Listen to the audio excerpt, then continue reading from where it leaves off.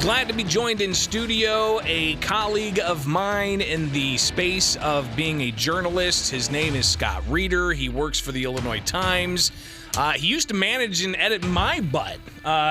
Thanks for taking time with us, Scott. How you been? It's good to be here. Good to have you here. And I wanted to bring you on to talk a little bit about some of the work you've done recently, including this kind of scuffle over executive session at the city of Springfield. And still have yet, I just got a note from the city clerk. The mayor has yet to sign the proclamation to release that audio. They were expecting it to be done yesterday. Wasn't done yesterday. Apparently there's a whole stack of budget amendments that they got to get through before they get to this resolution to release the audio. So have yet to get that audio. But we only knew about the audio, Scott, after you reported on it. Yeah. So how did you get this? Don't reveal your sources, of course, but tell us about the genesis of all of this. That's the thing. The sources are right there in the story. There's no unidentified source. There's no leak. Everybody is identified in the story I wrote about this $250,000 debt forgiveness for the Wyndham developers. I mean, there's no secret here. I mean, sometimes, when you're a journalist, you deal with these sources out there that'll feed you information and they're secret. This story didn't involve any of that. It's right there in front of you. And so I'm sitting there watching the video the next week after the story runs. And by the way, you and I both go through this. You always wonder, do people actually read the stuff we write? And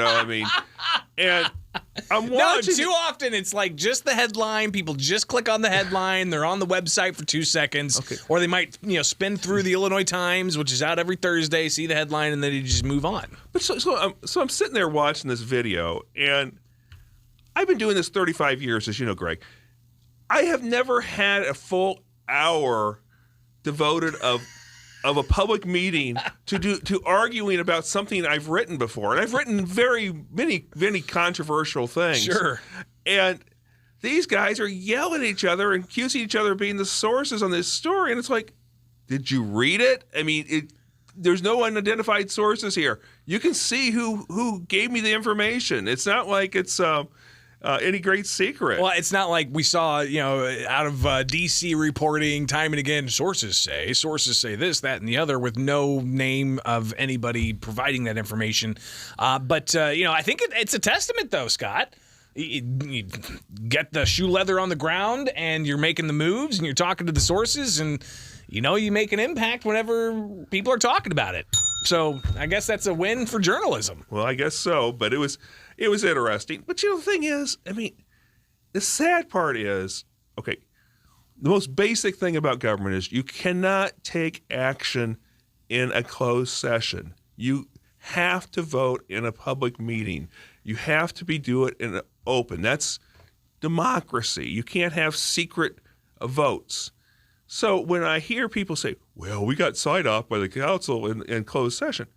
No, you can't get sign off from a council in closed session. They may have given you support or indicated, you go, guy, but that's about the extent of it. At the end of the day, you have to vote in a public session on what you're going to do. That's being transparent. Well, especially when it comes to how tax dollars, how public resources are going to be impacted. Amen, brother. And in this case, what is $250,000 of fees that were waived? And I was looking at Springfield Families Helping Families the other day, and there was a woman on there that was just desperate on that website. She had over $300 she owed CWLP. Wow. And she was about to get her utilities cut off, and she didn't know what she's going to do and how she's going to support her family. And she was asking for help. And I'm thinking, gosh, we can give $250,000 break to somebody on their CWLP bill if they own a hotel, but we can't give a break to this poor woman who's a single mom. This is ridiculous. It doesn't make any sense how the underlying public policy. It's just like those Wall Street banks back when Bush and Obama were president. They were too big to fail, so we bailed them out. Well, now we got this hotel, this it's got to be the ugliest piece of architecture in Springfield. I mean, we've all heard the nicknames for it. Okay, I heard the nickname for it from people who didn't live in Springfield, who simply drove through and would say, "Oh, you're from the Springfield area. Don't they have the of the prairie?" Yes. But the thing is just a monstrosity. But we keep hearing, well, it's too big to. We don't want that thing to sit there empty. Well. Well, and what's fascinating is some of the rationale was, well, it could go bankrupt if we don't forgive this. And then you had the developer come in and all the debate that happened throughout the summer of last year about, are we going to have hotel rooms or are we going to have subsidized apartments? What's going to go there? But they didn't go bankrupt, did they? No. And here's the other thing. What if they did go bankrupt? Do you think somebody else might come in and buy it? I mean, yeah, it might. It's not like there's a process that we do that happens here. If it goes into receivership, somebody else is the receiver is going to manage it until a new buyer is bought. I mean, to me, it just struck me as a silly argument. Well, we'll definitely see what happens. We'll get our hands on that tape. Likely air that for you on Monday. So I got to take a note and make sure that we do focus on that for Monday's show. Or if you guys really want to hear it first, it's going to be posted on the Illinois Times website as soon as we get. Yeah, no, there you go. Hey, look at that. He's making sure that. You guys broke the story, so you will definitely have it on Illinois Times' website. Yeah, and I made the same call as you did yesterday, and they said, we're hoping to get signed today, so if it does, they'll give it over to us. So. I woke up this morning, I'm 4 o'clock, I'm doing show prep, and I'm looking around the clerk's website. Where's it at? Where would it be? Where would it be? And it just was not there. So, yeah, messaging him this morning, getting a message back saying that he has yet to sign it, so they can't post it unless he signs it. Scott Reeder with us. Stay with us one more segment. I want to talk about your, what was it, the Bottle Cap Balloon Brigade? Was that what? So we'll get a little bit of the background on that story that you wrote for the Illinois Times, out each and every Thursday. Scott Reeder with us. We'll be back with more now. 8:51 from Culver's West on Wabash. As you sit slightly sideways, staring at a ditch, it's a... All right, back in studio with Illinois Times reporter Scott Reeder. It is Springfield's Morning News on 92.7 WMAY, Springfield's News and Talk. And we've had a lot of happenings in the skies, including the shooting down of that Chinese spy balloon, but then you had 3 other objects that were shot down several weeks ago. Scott, you wrote a story about the Bottle Cap Balloon Brigade. We got a few minutes here. Tell us about that. Well, it appears one of those balloons came from Illinois. And it's a hobby club in northern Illinois, about a couple dozen people, some kids, some adults. From what I gathered, a group of geeky guys who really like to follow the weather and are ham radio operators.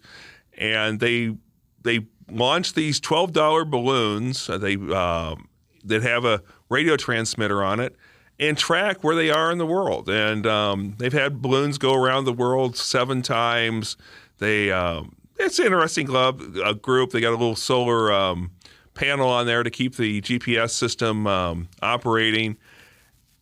Anyway, these guys have this balloon floating off of the coast of Alaska, and suddenly it disappears. And they're like, what happened here?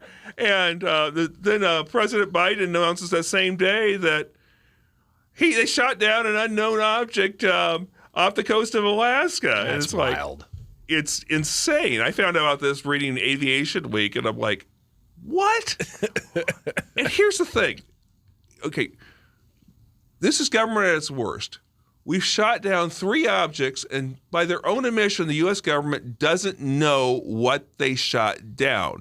Why are we shooting at things if we don't know what they are? Well, I mean, and spending what? How much are these heat-seeking missiles? Like $450,000 or something like that. $430,000 is what each of those missiles cost. The jet that they send up there to shoot at it is over $230 million, and we're not even counting the cost of operating that jet or anything like that. Just the cost of the missile itself getting fired at those balloons, and it's like, why are we doing this? What in the world is going on? Well, but the White House, Scott, the White House denies that it's because they're just reacting to the criticism that they didn't shoot down the Chinese balloon fast enough. Well, actually, the White House has admitted it very well may be the hobby balloon that launched from Illinois that got shot down over Alaska, not the one over Lake Huron. No, right? No. What happened? What was the Lake Huron one? One over Canada, one over Lake Huron. Nobody knows what those were, and it's like, well, if you don't know what it is, maybe you shouldn't be shooting at it. And it'd be like if somebody was running across our backyards, Greg, and we didn't know who saw something run across in the middle of the night, and we didn't know what it was. So we pull out our gun and start shooting at it. Yeah. You and I would be arrested, and rightly so. We shouldn't shoot at things we don't know what they are. That's unbelievable. Just another story you can see with the Illinois Times. Scott Reeder, greatly appreciate it. Let's talk again in the near future, all right? Sounds great. It is Springfield's Morning News. I'm out of here. Have yourself a wonderful rest of the weekend, and we'll be back at it on Monday here with WMAY. It is now 9 o'clock. Enjoy your weekend, guys.